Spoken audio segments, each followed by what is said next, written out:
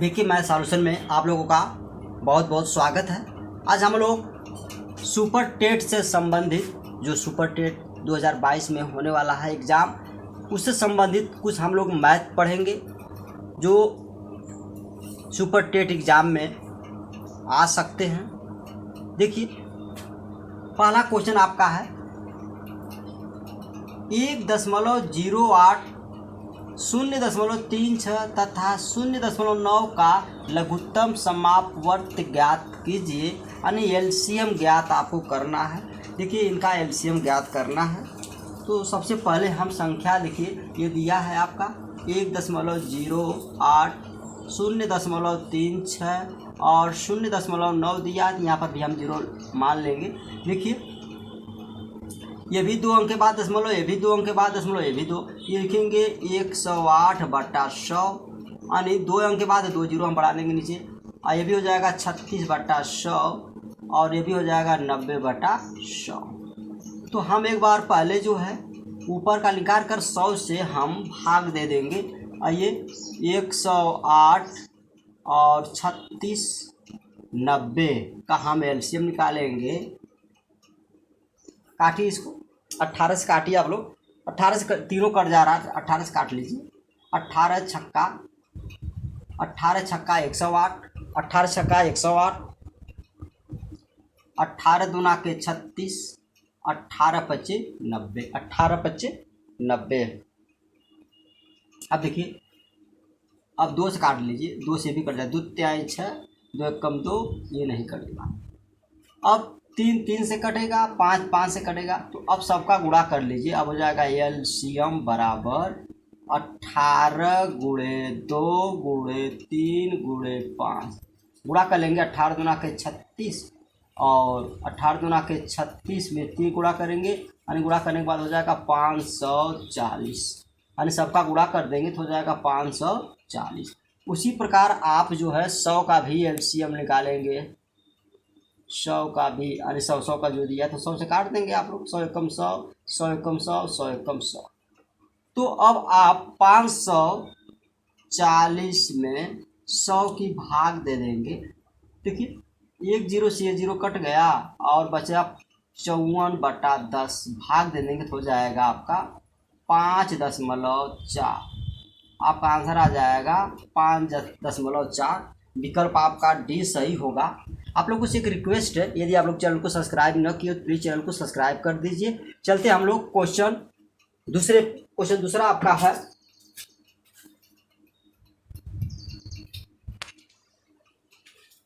Question दूसरा आपका है 0.0024 को साधारण भिन्न में बदलो।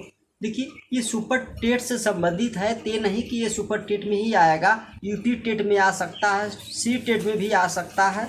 तो यूपी टेट सी टेट जो तैयारी कर रहे हैं उनके लिए भी ये महत्वपूर्ण सवाल होगा।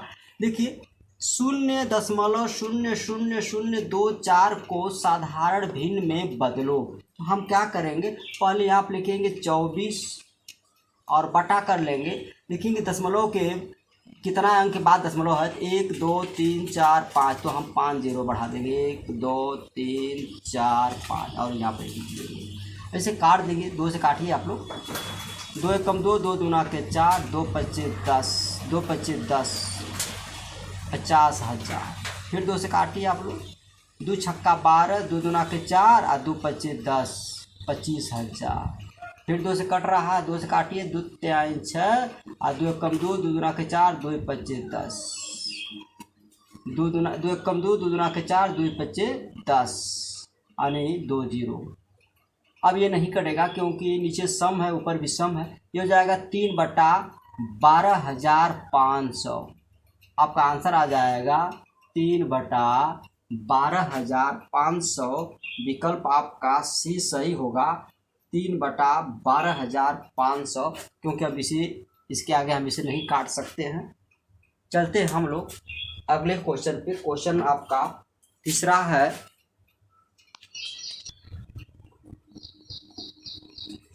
क्वेश्चन नंबर आपका तीसरा है 0.6 की पावर 4 माइनस 0.5 की पावर 4 अपान 0.6 की पावर 2 प्लस 0.5 की पावर 2 बराबर क्वेश्चन मार्क दिया का मान, इसका मान ज्ञात करना है। देखिए एक सूत्र आपका है ए का वर्ग माइनस बी का वर्ग बराबर होता है ए प्लस बी एक में और ए माइनस बी एक में।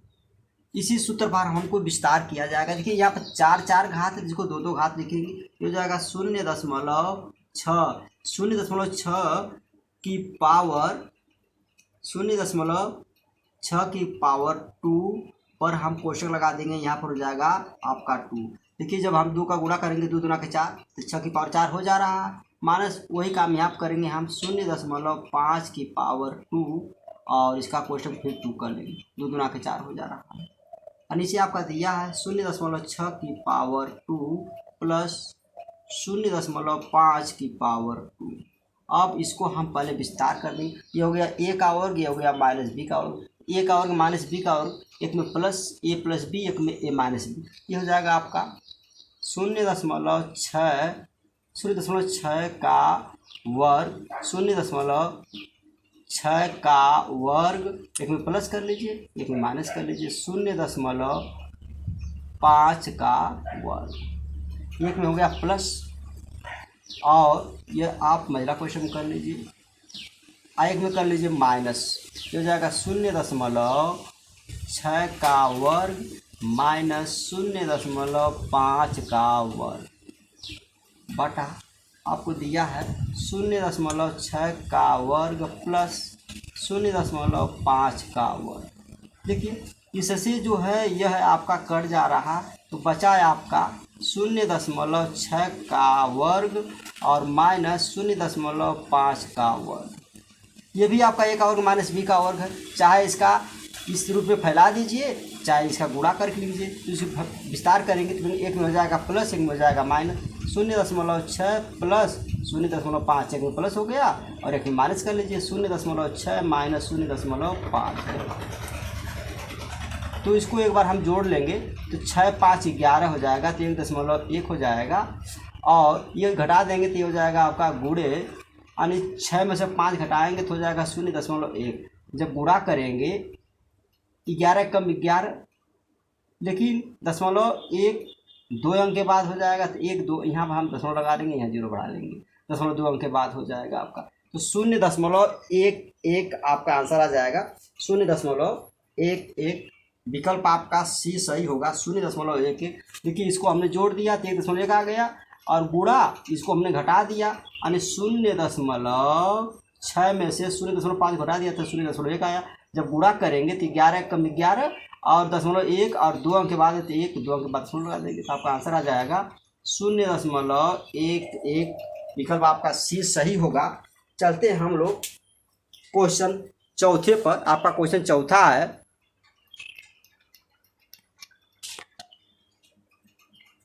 चौथा क्वेश्चन आपका है 920 में कम से कम क्या जोड़ें कि योगफल एक पूर्ण वर्ग हो जाए। इसमें छोटी से छोटी संख्या क्या जोड़ा जाए कि यह पूर्ण वर्ग हो जाए। पूर्ण वर्ग नहीं है। देखिए हम सीधा 920 का हम याद करेंगे वर्गमूल, 2 2 का जोड़ा बनाएंगे, 3 बार जाएंगे, 3 3 के 9, 3 को अभी 3 3 6 हो जाएगा और ये कट जाएगा आपका।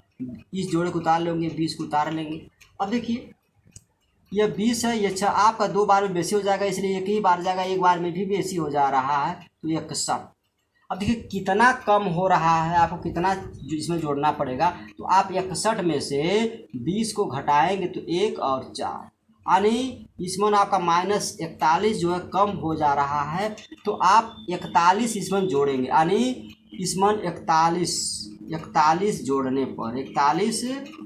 पर संख्या पूर्ण वर्ग हो जाएगी। 41 जोड़ा जाएगा, यानी विकल्प आपका सी सही होगा। 41 जोड़ने पर 920 जो है वो पूर्ण वर्ग हो जाएगा। चलते हैं हम लोग क्वेश्चन 5वें पर। क्वेश्चन 5वां आपका है,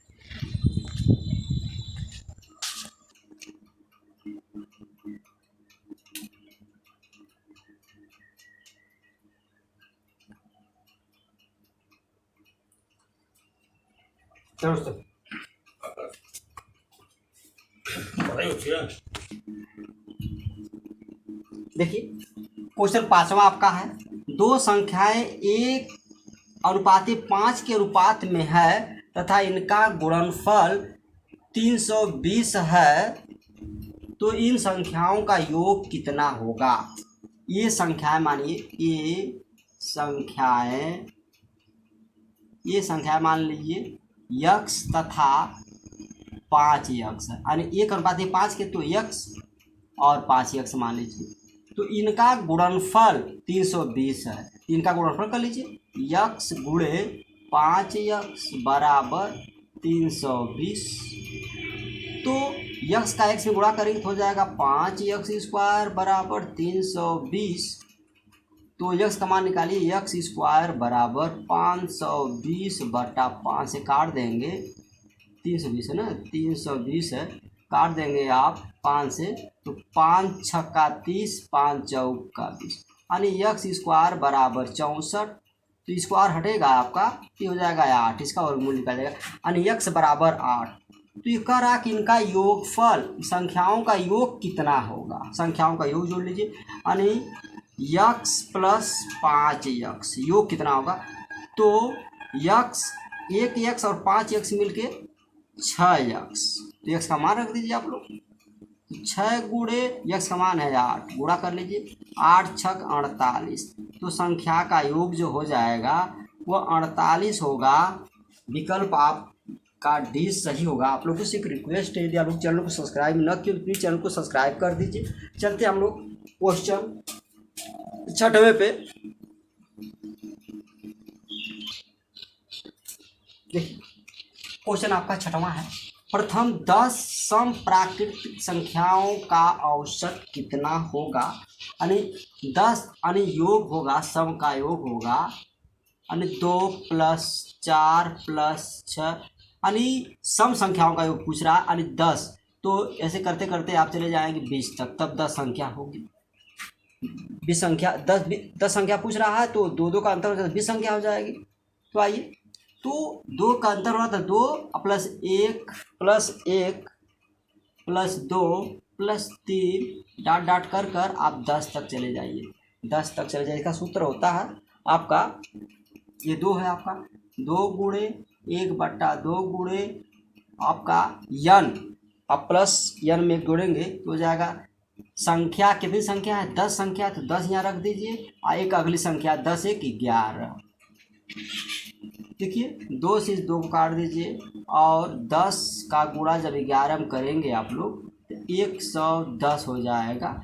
लेकिन ये औसत पूछ रहा है, औसत हो जाएगा 110 बटा, यानी कितनी संख्या 10, 10 से आप भाग दे देंगे, तो 1 0 से 1 0 काट देंगे, तो आपका आ जाएगा 11, आपका हो जाएगा इसका, यानी प्रथम 10 समप्राकृतिक संख्याओं का औसत जो हो जाएगा 11 हो जाएगा। विकल्प आपका सी सही होगा, आंसर आपका 11 जाएगा, विकल्प सी होगा। चलते हैं क्वेश्चन नंबर 7वें पर। क्वेश्चन नंबर 7वां आपका है, क्वेश्चन 7वां आपका है, यदि E/B बराबर 2/5, B/C बराबर 3/4 हो, तो A/C का मान ज्ञात करना है, उसके अनुपात कितना होगा। तो यह लिखेंगे A/B बराबर 2/5 हो जाएगा। उसी प्रकार से इसको लिखेंगे B/C बराबर 3/4।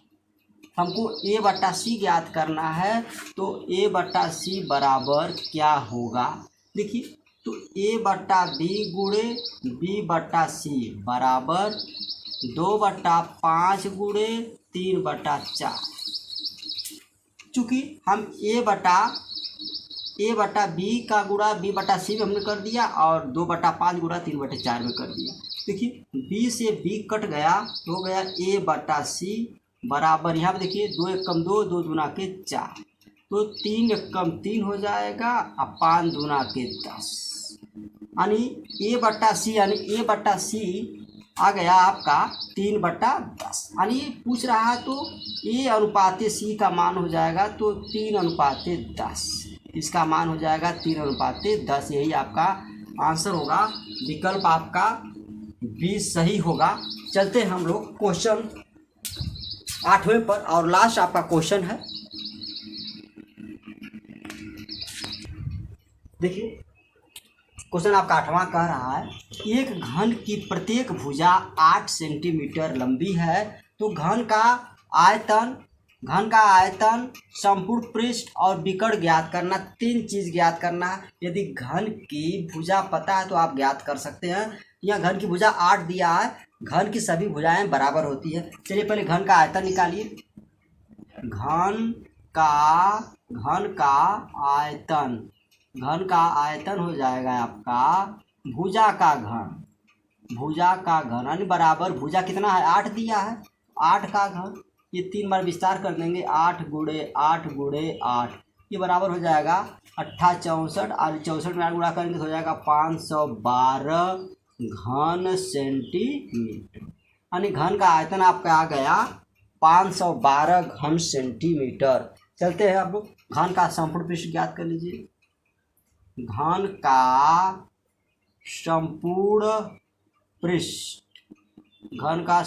पृष्ठ होता है, सूत्र इसका 6 गुणे भुजा का वर्ग, ऐसा ये मान सकते हैं भुजा को। तो चलिए 6 गुणे भुजा यानी 8 है, तो 8 का वर्ग तो बराबर 6 गुणे 8 64 गुणा कर लेंगे तो 6 चौक को 24 के 4, 6 चौक को 24 के 4 हो जाएगा। अच्छा 6 के 36, 37 1 38 यानी 384 वर्ग सेंटीमीटर।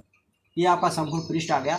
संपूर्ण पृष्ठ हमेशा वर्ग में आता है और घन जो आयतन जो हमेशा घन में आता है।